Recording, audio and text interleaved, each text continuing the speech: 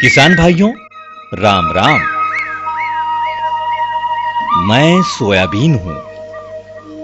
आज मैं आपको एक पते की बात बताने आया हूं। यूं तो मेरी खेती 11वीं शताब्दी से ही की जा रही है, लेकिन भारत में मेरी व्यावसायिक खेती 1975 के आसपास शुरू हुई। मगर भाइयों, मेरी पैदावार कभी भी अपनी क्षमता जितनी नहीं हो पाई। भारत में मेरी मांग 150 लाख टन है, लेकिन सन 2003 में मेरी पैदावार मात्र 65 लाख टन ही रही। वही सन 2003 में अमेरिका में मेरी पैदावार 680 लाख टन, ब्राजील में 520 लाख टन और अर्जेंटीना में 300 लाख टन रही।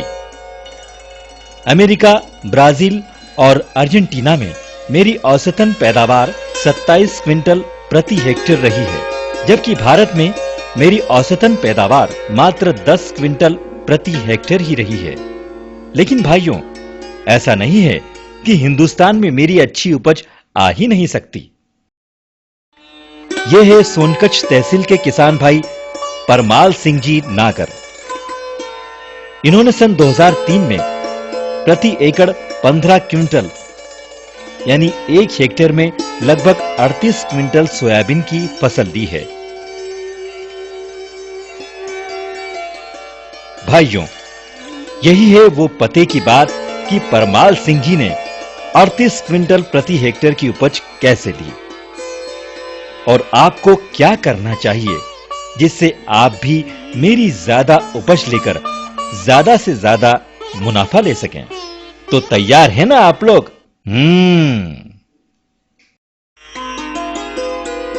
हम सोयाबीन की फसल लेने की तैयारी करेंगे रबी की फसल की कटाई के बाद। सबसे पहले हम खेत का चुनाव करेंगे। खेत में पानी की निकासी की सही व्यवस्था होनी चाहिए। खेत के चुनाव के बाद हमें उसकी मिट्टी की जांच करनी चाहिए। मिट्टी की जांच के लिए हम सबसे पहले नमूना लेते हैं। नमूना लेते वक्त हमें यह ध्यान रखना चाहिए कि नमूना मेड़, नाली, दलदली जमीन, पेड़ के नीचे से, कुएं के पास से, कंपोस्ट के ढेर के पास से और जहां रासायनिक खाद डली हो नहीं लेना चाहिए। नमूना लेने के लिए 1 एकड़ में 15-20 जगह इस प्रकार चुन लेते हैं कि वो पूरे खेत का प्रतिनिधित्व करें। सबसे पहले हम सतह से घास, कूड़ा, कंकड़ साफ कर लेते हैं और फिर अंग्रेजी के वी के आकार का 15 सेंटीमीटर का यानी करीब 1 बिल्लास गहरा गड्ढा कर लेते हैं।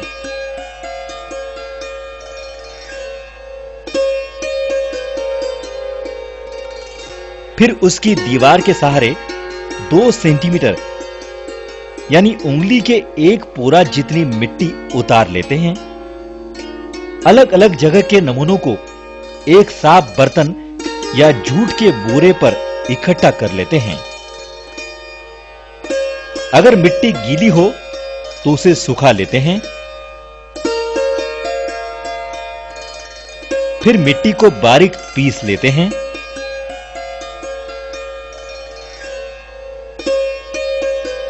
अब मिट्टी को 4 भागों में बांट लेते हैं। ऐसा तब तक करते हैं जब तक हमारे पास करीब आधा किलो मिट्टी बच नहीं जाती। तब इस मिट्टी के नमूनों को साफ थैली में भर लेते हैं। फिर एक लेबल पर अपना नाम, पता, तारीख, खेत का नंबर लिखकर उसे थैली के अंदर डाल देते हैं और थैली अच्छी तरह से बंद कर उस पर भी अपना नाम, पता, तारीख और खेत का नंबर लिख देते हैं।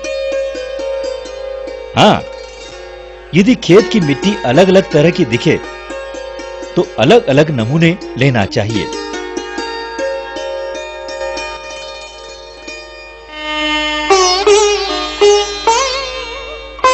अब इन नमूनों को जांच के लिए प्रयोगशाला में भेज देते हैं।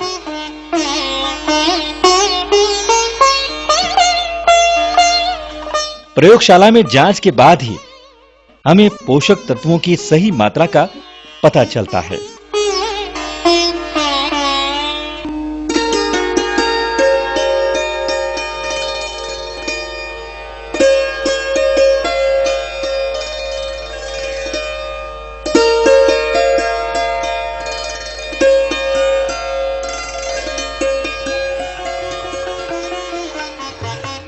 इसके बाद अप्रैल के दूसरे हफ्ते में मोल्ड बोल्ड प्लाऊ से खेत की 16 से 18 इंच की गहरी जुताई कर खेत को खुला छोड़ देते हैं।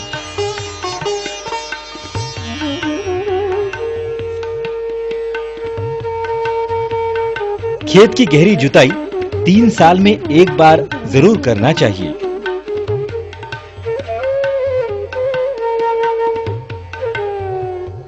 खेत को तेज धूप लगने से खरपतवार के बीज, कीड़ों के अंडे और बीमारी फैलाने वाले सूक्ष्म जीव काफी मात्रा में नष्ट हो जाते हैं और बरसात का पानी खेत ज्यादा सोखता है।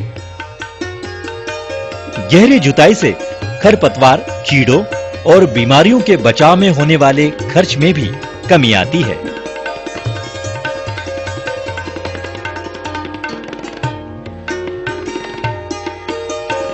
किसान भाइयों, इसके साथ ही खेत की पुरानी मेढ़ों को तोड़ना न भूलें, क्योंकि पुरानी मेढ़ों में ही खरपतवार के बीज, कीड़ों के अंडे आदि बसते हैं।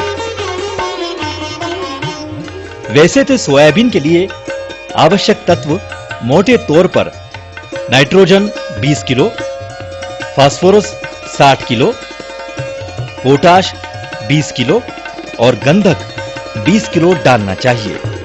इन पोषक तत्वों की पूर्ति के लिए 43 kilo urea, 4 quintal single super phosphate और 30 किलो म्यूरेट ऑफ पोटाश प्रति हेक्टेयर डालना चाहिए, या फिर 30 kilo muriate of potash 2 quintal gypsum या 1 क्विंटल पायराइट प्रति हेक्टेयर डालना चाहिए। भाइयों, सिंगल सुपर फास्फेट में 12% गंधक होता है, इसीलिए अलग से गंधक डालने की आवश्यकता नहीं होती है। मिट्टी की जांच के बाद जिंक की कमी वाले क्षेत्र में 25 किलो जिंक सल्फेट 3 साल में एक बार डालना चाहिए। अब हम बोनी के लिए बीजों का चुनाव करेंगे।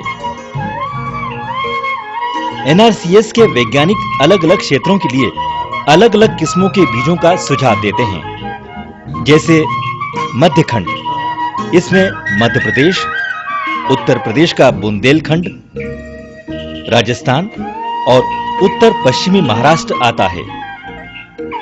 यहां पर मुख्य रूप से जेएस 7105, जेएस 335, पीके 472, पूसा 16, पीके 416, एनआरसी 7, एनआरसी 12, एनआरसी 37 आदि किस्में बोने की सलाह है। दक्षिणी खंड, जिसमें कर्नाटक, तमिलनाडु, आंध्र प्रदेश, केरल और महाराष्ट्र का दक्षिणी क्षेत्र आता है। इस क्षेत्र के लिए पीके 471, मैक्स 450, पीके 472, मैक्स 58, पीके 1024, एमएयूएस 1 और एमएयूएस 2 मुख्य रूप से अनुमोदित किस्में हैं। किसान भाइयों, बीज हमेशा प्रमाणित ही लें। प्रमाणित बीज के लिए आप इंडिया सोया फाउंडेशन, बीज निगम,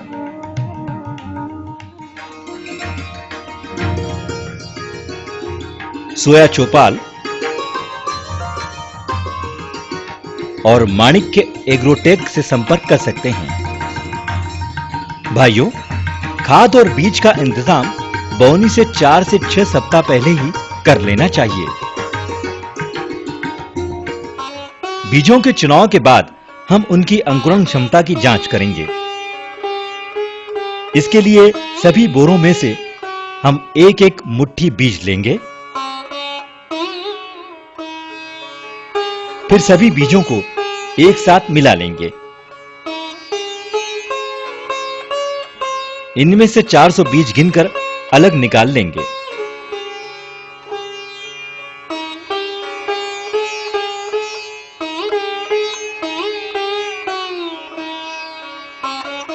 अब 4 टाट के टुकड़ों को पानी में भिगोकर बाहर निकालें।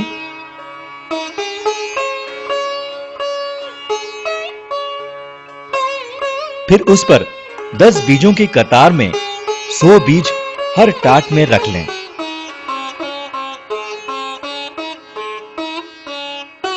इन्हें दोनों तरफ से मोड़कर लपेट लें।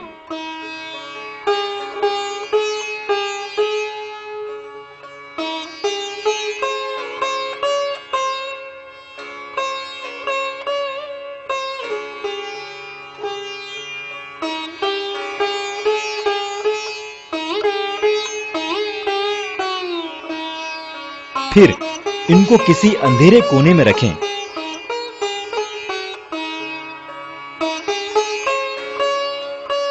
और रोज थोड़ा-थोड़ा पानी छीटें।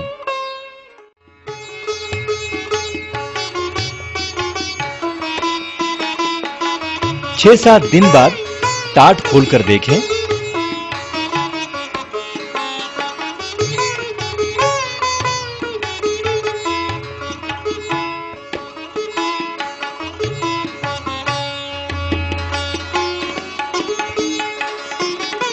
चारों टाटों में अंकुरित बीज गिन लें।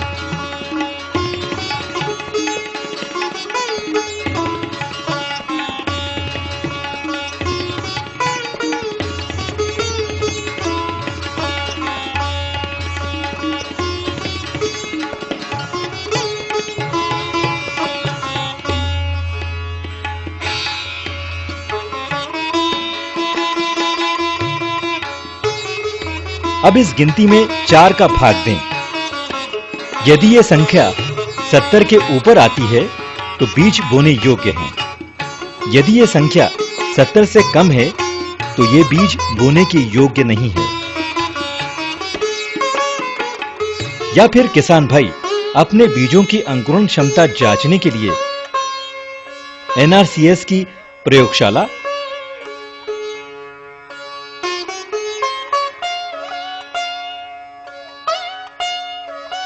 या सोफा जैसी संस्थाओं में अपने बीज भेज सकते हैं।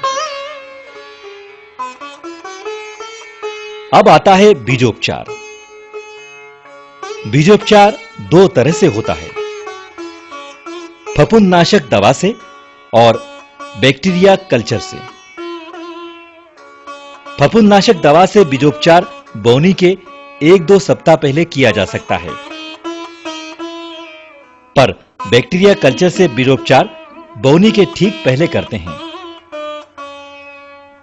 लेकिन बोनी के 1-2 सप्ताह पहले किसानों की अति व्यस्तता देखते हुए वैज्ञानिक अनुसंधान ने कुछ ऐसी दवाइयां तैयार की है जिससे किसान भाई बीजों को बोनी के 30 से 45 दिन पहले ही उपचारित करके रख सकते हैं। ये दवाइयां बाजार में बीटावेक्स 200 WP या कास्को नाम से उपलब्ध है। यह दवाई बीज के आसपास एक सुरक्षा कवच बनाती है जिससे बीज का मिट्टी जनित रोगों से बचाव होता है और बीज की अंकुरण क्षमता भी बढ़ती है। इसके उपयोग से 2 दवाइयों को मिलाने की प्रक्रिया से बचा जा सकता है। चूंकि ये सारी ही दवाइयां बहुत जहरीली होती है, इसलिए मुंह पर कपड़ा बांधकर और हाथ में दस्ताने पहनकर ही इन्हें मिलाना चाहिए। पहले बीजों पर अच्छी तरह से पानी छीट लें। फिर इसमें 2 ग्राम प्रति किलो दवाई यानी 25 किलो में 50 ग्राम दवा का पैकेट डाल लें। फिर बीजों को अच्छी तरह से मिला लें। बीजों को संभल कर मिलाएं। जोर से रगड़ने पर बीज का छिलका उतर सकता है। ये दवाइयां सोयाबीन की फसल को फफूंद, बीज सड़न या पौध सड़न जैसी बीमारियों से बचाती है।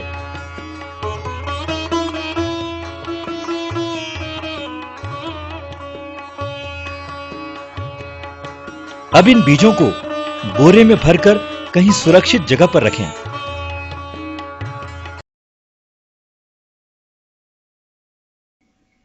फिर अच्छी तरह से हाथ साबुन से धो लें।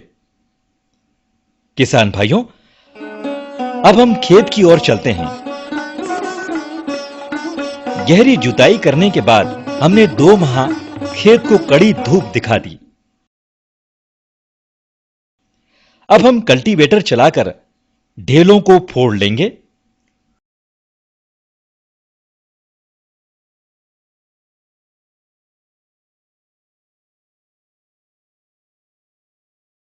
इसके बाद पाटा चलाकर खेत को समतल कर लेंगे।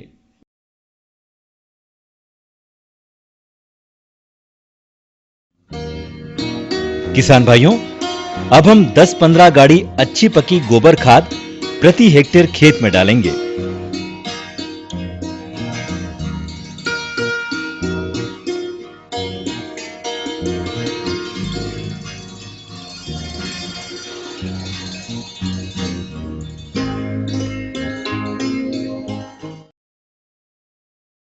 उसके बाद कल्टीवेटर से गोबर खाद को अच्छी तरह से खेत में मिला देंगे।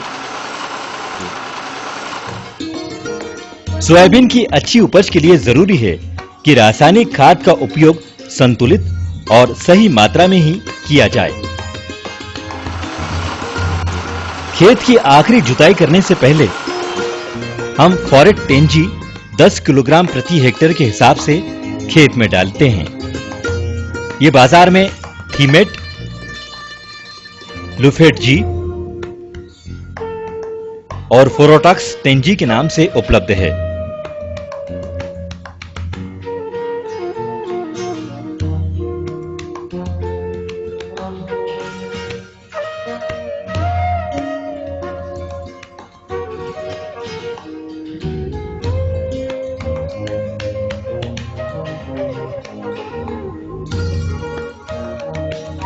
इससे जमीन में रहने वाले कीड़े और सूक्ष्म जीवों का प्रकोप, विशेषकर girdle beetle, blue beetle, stem fly और व्हाइट ग्रब का प्रकोप नहीं या बहुत कम होता है।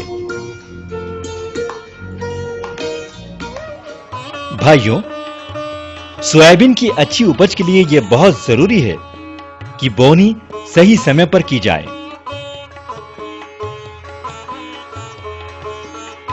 मध्य प्रदेश में बोनी का सही समय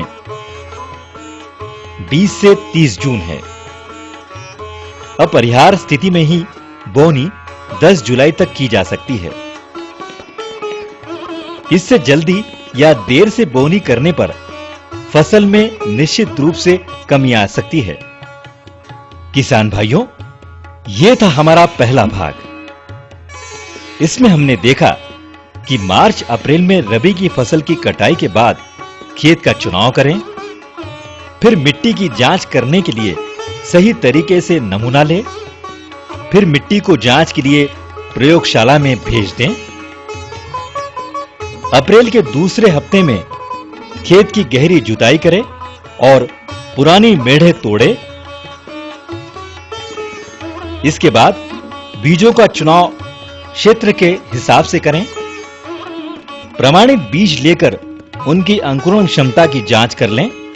इसके बाद बीजोपचार सही तरीके से कर लें। फिर जून में कल्टीवेटर और पाटा चलाएं। फिर गोबर खाद को खेत में डाल लें।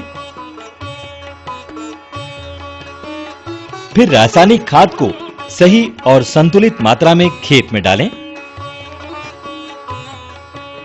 किसान भाइयों, हमारा पहला भाग यहीं समाप्त होता है। अब मुलाकात होगी अगले भाग में। तब तक के लिए राम राम।